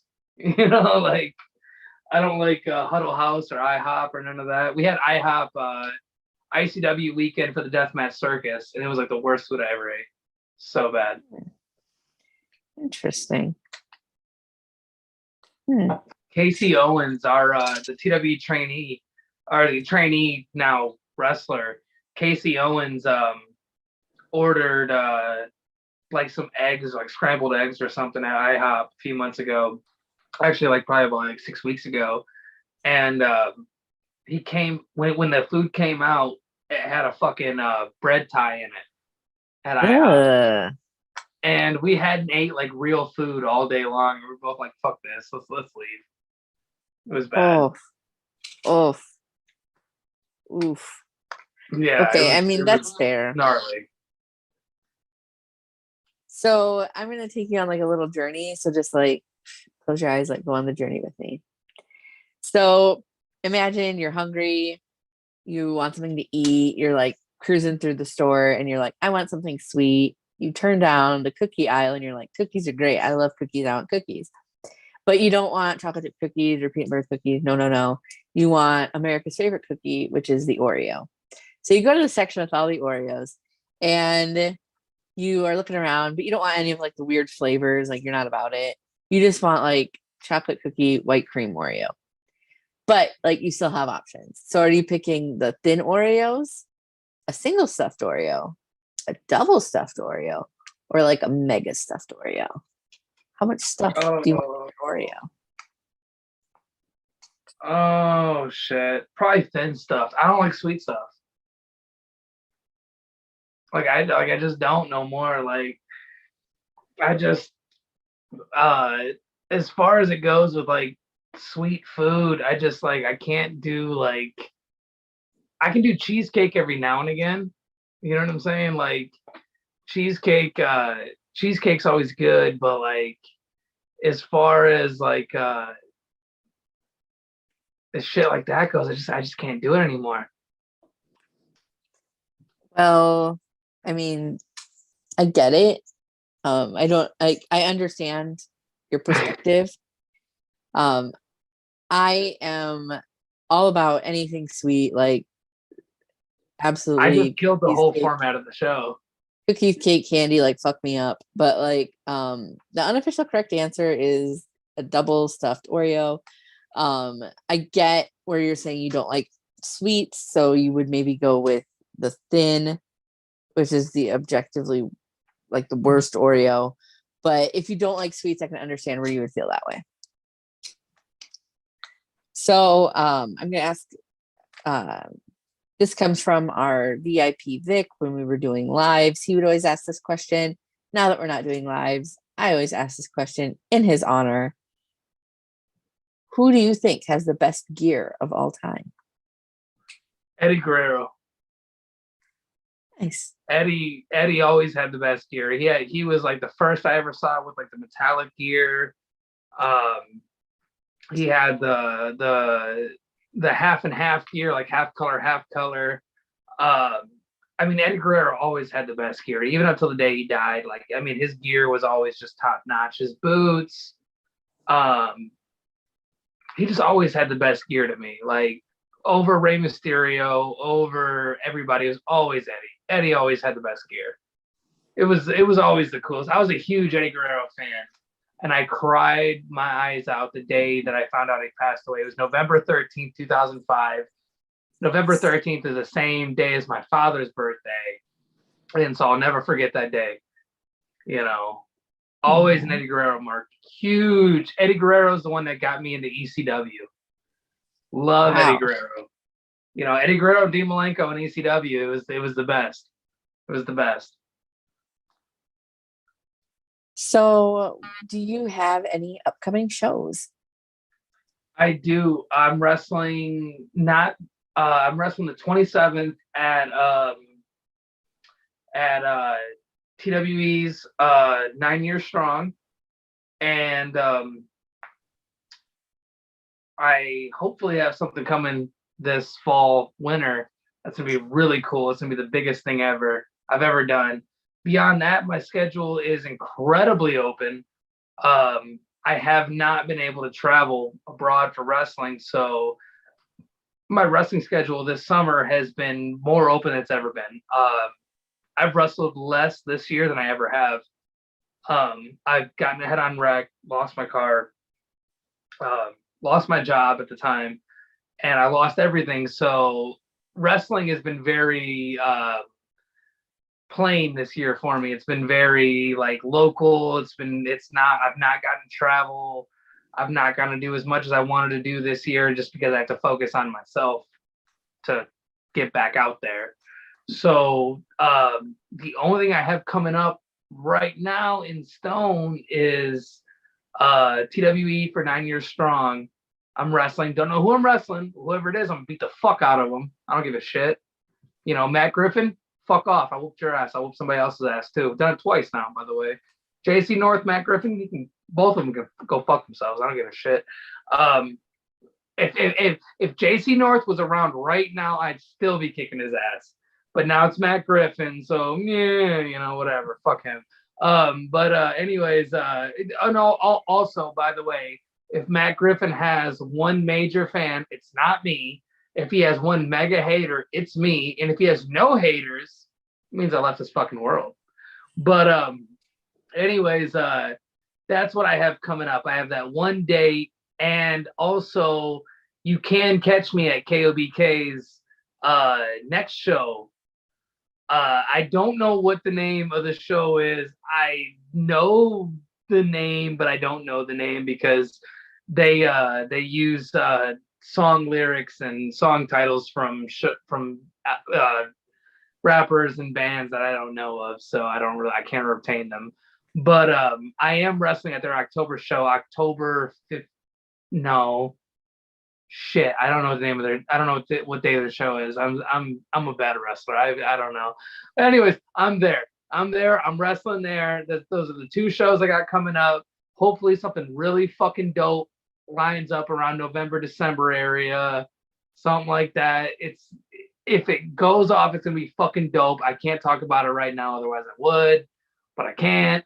But you can catch me at TWE. I'm 9 years strong, and you can catch me at KOBK's next show in October. I think it's October 15th. And if I'm wrong, sorry, Mose. I don't remember.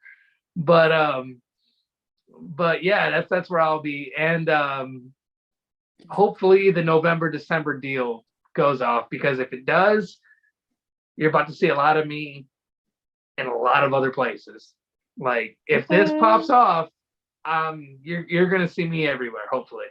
So we hope that happens. But as far as August 27th and October, goes, catch me there. Both TWE, both Red Bank, Tennessee. I don't remember the address of the TWE arena, so you're gonna have to look that up. It literally is TWE Chattanooga. It's Google. But yeah, that's where I'm at. And where I'm not is all the places that I'm not at. So there you go. So I just want to let you know that this does premiere on the Action Wrestling YouTube. So like I said, your shout out to Matt. Like I said, fuck you, Matt. Fuck you, JC. I would have kicked the shit out of you back in the day too. If you would have fucking stayed your punk ass around, I'd have still beat the shit out of you. And also, Matt, remember, I'm 2-0 and you're 0-2. And also, Matt, I think that G.I. Joe fucking sucks. So there you go. Matt Griffin, I got one of these for you. Hold on. Oh, hold on. I'm gonna break this out for Matt Griffin. Hold on. Got one of them. Yep. Fuck you, Matt. I said it. You bald-headed son of a bitch. Grow a man bun and come talk to me. You motherfucker. And honestly, fuck you. Piece of shit. Your blazer and your fucking pants. Fuck you. Oh, well. I don't give a shit. Fuck you, Matt. Come back down to Chattanooga, all right? Come down from Tyrone, Georgia. Fucking, I'll say it to your face, we say it to mine. Piece of shit. Fuck you, Matt.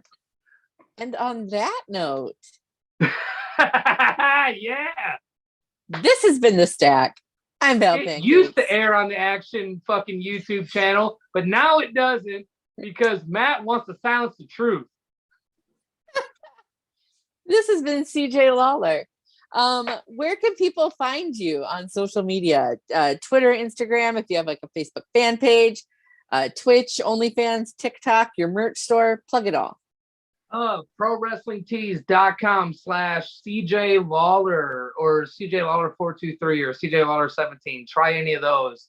That's where you can get the official Dick Too Big shirt that I made when I just got in a car wreck and I needed money, and I still need money. So buy the t-shirt, give me money, because by the time Pro Wrestling Tees gets their cut of my money, I owe them money. So buy some shirts so I can get out of debt with whoever owns that. I don't know. I really don't care. But Facebook.com/CJLawler423. That's my like page, but nobody really uses Facebook now because Twitter. Twitter.com or at CJ Lawler, Lawler, just like Jerry the King Lawler, you fucking asshole, you know how to spell it. Instagram is Instagram/fuck Matt Griffin. No, I'm just playing. It's Instagram at nobody fresh. That's my Instagram. MySpace.com/super fuck Matt Griffin. That's the MySpace. And beyond that, I think that's all the social medias I have. Yeah, that's it. I don't have a Discord because I don't really know how Discord works yet. I don't know, but I know that Matt Griffin's not on there. So, mind you, I have a super beef with Matt Griffin. I don't know if you picked up on that yet. You know, I gathered that, and mega beef. I'm excited to see how that plays out. I just beat him a few weeks ago. I feel like he might be coming back for you, though. I don't think he will. 2-0? Nah. And Matt Griffin, if you're listening to this, fuck you. Well, thank you, everybody, for tuning in. Once again, thank you so much, CJ, for hanging out with me tonight. Thank you for having me. It's a pleasure to kick it. Be sure to tune in next week when I talk to somebody else, I'm sure. So thank you, everybody. Yeah, whoever they are, they're super fucking fresh, and follow them on all their socials because they're the fucking shit. If they're on here, they're the shit. If they're not on here, then they fucking suck. And that goes for you, Atom Bomb. If you don't get an Atom Bomb on here, then he ain't shit. He really ain't. And on that bombshell, we are ending tonight. Have a good night, everybody. Thank you again, CJ. Take it easy. Thank you.